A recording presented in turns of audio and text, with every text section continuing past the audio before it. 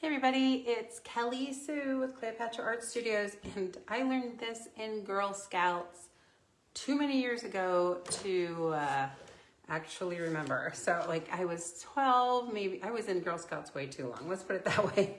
They were like, oh, okay, are you gonna be a den mother the next year? So how to get the crackle finish on a fence, and it's Mod Podge and acrylic paint.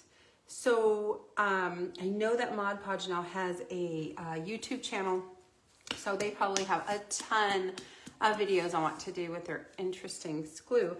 But we learned this in Girl Scouts, and maybe our leaders learned this from their, well, not their website, but like, you know, like informational pamphlets way back in the Stone Age.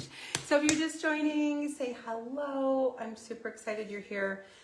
What I did was I took a leftover round that had a problem with it for whatever reason, and I threw down some painter's tape just to divide it into grids for me, and painted it black, brown, blue, and orange. It works better if you could give it a second coat, but you know me, you know, I don't do that very well. So you put your paint on, put 2 coats. Works better that way because there's more paint to manipulate. And then you're gonna take your Mod Podge matte only, matte. Don't get the shiny, it doesn't work as well, if at all. And then you're gonna need a hairdryer or a heat gun. So I have a heat gun. So I'm just gonna real quick get on there, hi. And then maybe I can see comments, okay. So it's better if you have a large surface to work in small sections at a time. If I was painting a fence, I would work in vertical slats rather than the entire piece like at the top or the bottom. And that's because you want to actually use something that's going to manipulate the heating, which equals shrinkage. Excuse me. And you just want to make sure your product is really shaken. And why I'm bringing this out now is because it's almost spring. I keep telling myself that. I'm not sure it is. It's almost spring. And so a lot of fences. We paint a lot of fences in spring.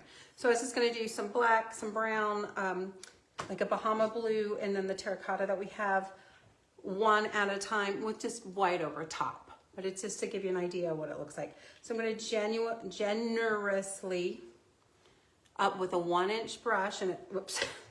It's soft. I'm going to brush down in complete strokes, if I can, or up in complete strokes. And you have to work quick enough that the glue is not drying. It's a very simple technique. I mean, the troop leaders brought it out in Girl Scouts, so you know they weren't going to do this if it was complicated. And you're just gonna let the glue basically, it pushes off the paint. Let's put it that way. So I'm gonna have to pick this up a little bit because my glue is starting to dry with the heater on. And we also have a baby deer right outside the front window. I'm sure Lou's gonna be saying something about that in just a minute. So I'm gonna get another soft brush before this dries. Oh, come on, really, people? Really, really? Really? Okay, I have a new one. I'll just get that. I thought I had everything ready to go, and we just cleaned the studio, so I'm jumping over bags of things for tossing out. Okay, here we go. Okay, I have the same size brush, really. Before that dries, I'm going to kind of softly scoop and paint in one direction. So I'm scooping, okay, with white, not the glue, and I'm just going to full strokes. I'm flipping over, full strokes. Just to give you an idea, full strokes, maybe back would be the best way. It's not a perfect science, so if you like things perfect, you probably need to keep moving on. This is for those of us that like a little extra technique, and maybe you didn't have the same Girl Scout leader as I did.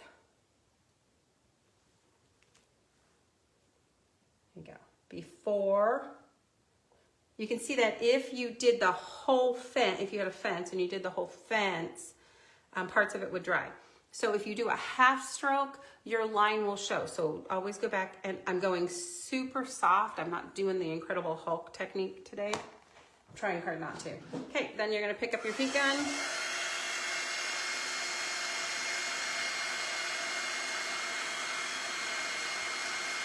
And the rate of shrinkage for the glue is different than the rate of shrinkage or drying for the acrylic paint. It's interesting. I'm getting the cracking right there. It's interesting because there is a glue polymer in acrylic paint, but it's different. Oh, so cool. I'm hoping you can see that. Maybe I should angle it just a little bit more. Stick my finger right in it. I'm gonna pull it up. It's fun. It's not perfect. You can make it look like a weathered barn door. Use different colors than I am to achieve your desired effect.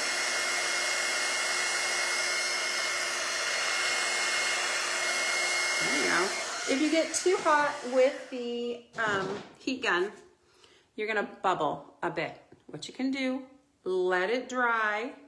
They'll shrink a little bit. You can always take your sanding block and go in and sand it down. And you know, you could try again, but it doesn't really work as good the second time around. Okay, so that's black and white. Yep, there's a baby fawn, and I did close the doors, but somebody's being a turd today, or John's pulling in, one or the other. So the shipping guy couldn't make it up the hill to bring in my boxes, so he had to go down the hill to get it. So I'm gonna really load my paintbrush. This paintbrush is just from Michael's. It's in the multi-pack. Where it's more goopy with glue, at least that's where I think it is. It's where it's more goopy with glue, that's where you're gonna have more crackling effect. So don't feel the need to go in and smooth it exactly. This is where all your Girl Scout cookie money went into effect. Whoops, right there I would have, right where the brush stroke ended, to me it would bother me. There's not a lot that bothers me, that would bother me. Anyway, I thought you might appreciate this today. I got some bubbles because I dripped some glue. Let's just see what happens.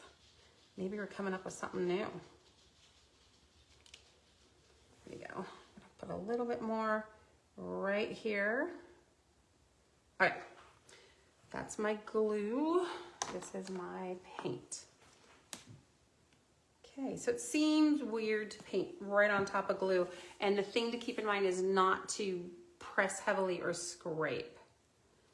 I'm guessing right there won't have a lot of crackling. Okay, so I've loaded my paintbrush down like a lot. I'm holding this at a 45-degree angle.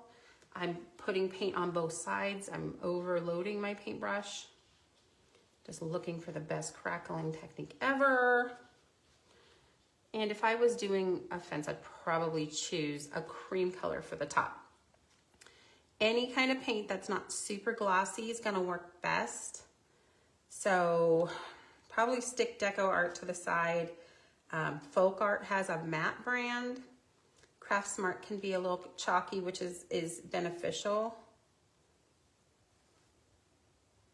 Okay, here we go. Here we go.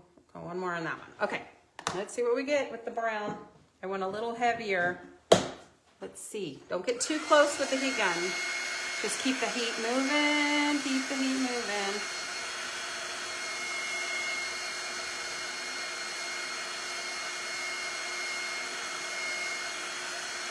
This looks like a zip. Whoop! There you go. Now you got a fingerprint in it. You guys know that I can't do a video without any oopses at all. This is not a good day for me, is, you know, lots of fingerprints, lots of drips. I'm a very imperfect artist. but I get to create all day, every day. I'm so excited. A little bit different with the brown coming through than the black. I love to see it on the replay, but my phone isn't working that great.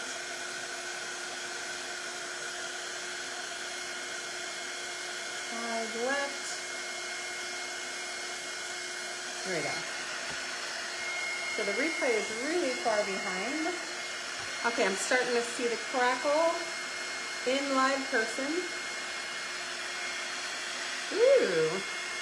And as I suspected, the heavier layers of white really produce better crackling than my stingy pieces or brush strokes. Can you go over and fix it? Like I said, you could let it dry completely, sand it down, repeat step, glue and paint a second time.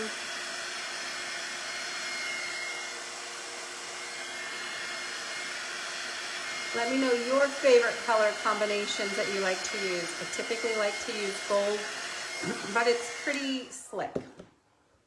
All right, so again, if you're just joining, you want to use matte Mod Podge. Mod Podge does have an excellent YouTube channel now, but I learned this from my Girl Scout leaders.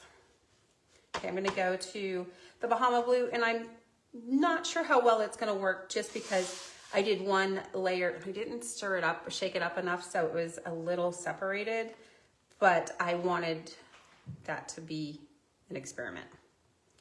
I like to do experiments for you guys, see how it goes. So that's pretty thin there. I'm going to come all the way up. Make sure you're doing full brush strokes. Loading your paintbrush often. Let's see, what else could you do? Could you use this technique for? You know, I'm saying fence, side of house, you know, that kind of thing. I'm saying, hey, it's going to work for anything that's going to need a wood grain. I'm trying to think like maybe a turtle.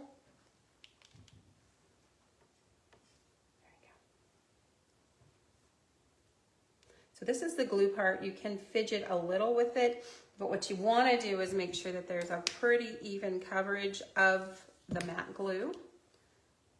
Oop. We have a lot of snow, guys. A lot of snow. So thanks for humoring me today. Okay, I'm really loading my paintbrush down with, this is Craft Smart White. Craft Smart is the Michaels brand. Oof. I'm gonna come back. And I don't know if you guys saw that Joann Fabrics is closing a lot of their stores, including the one here in Spokane Valley.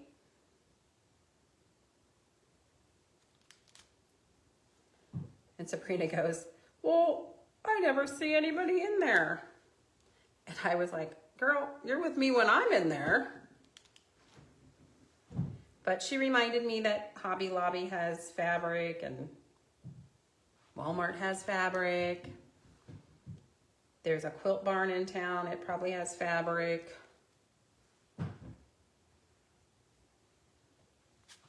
Maybe they're just going online. I don't know. Does anybody know what's going on with the Joann Fabrics?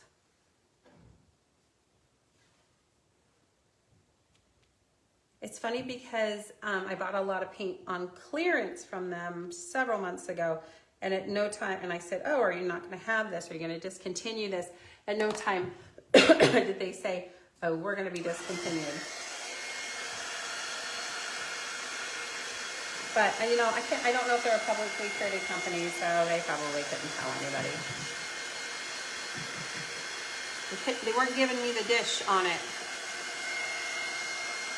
So happy Friday, everybody. John is busy cutting the biggie box, the Bees and Bloom box right now. So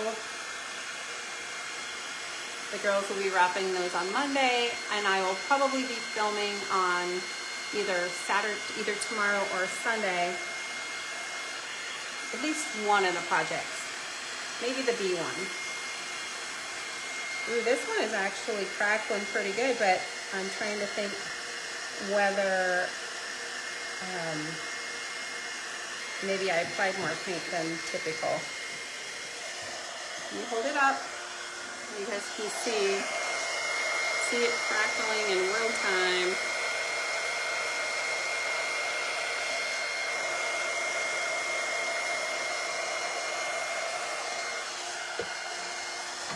And sometimes I do just really like to let it dry for 10 hours or so and then just use my sanding block on it a little bit to knock down the big areas. It depends how serious you take your craft. Some people are very, very, very careful painters. And they do crafts to relax. And you guys know that I do crafts to relax it because I enjoy it, but I kind of fly through. Let me know what kind of painter you are. So I'm really laying the glue down this time. Really happy with that.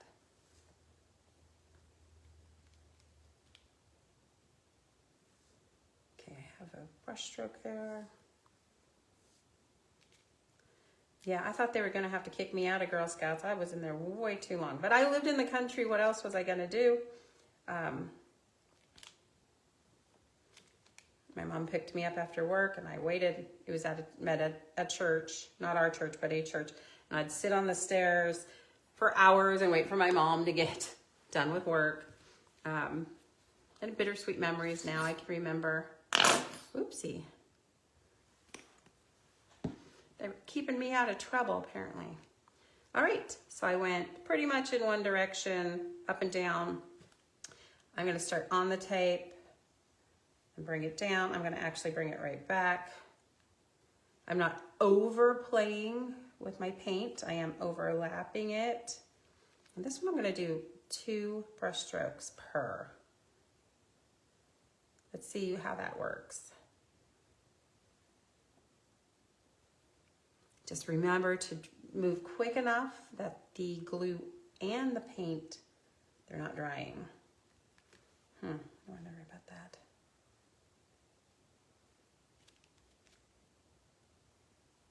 So hopefully you guys are having, you have Valentine's plans. Today is Valentine's Day. Happy Valentine's Day.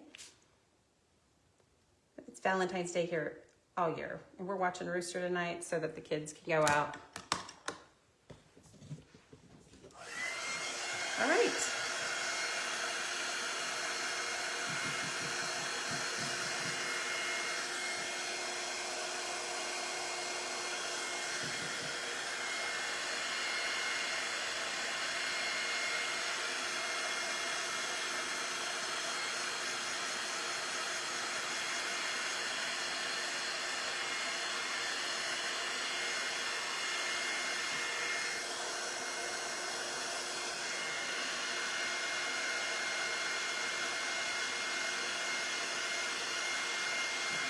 It seems to work better if I'm, stay away from that, moving my heat gun up and down versus side to side.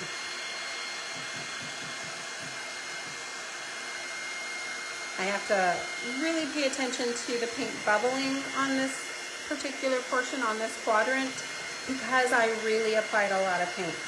I'm loving the black with the white coming through. The orange isn't bad either. Actually, I kind of could see a reason for all of them.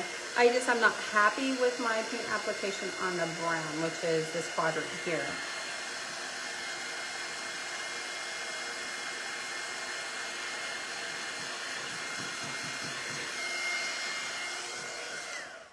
Okie doke. So, what I learned in Girl Scouts. Bobbing for apples and how to use Mod Podge to get this fatigued or distressed wood look. I'm not sure if I like the black, the brown, the teal, or the orange the best. And like I said, I just put the tape down to break it into quadrants. Ew. All right, so hopefully that sparked some creativity in one of you guys' projects for the week. Have a good day and have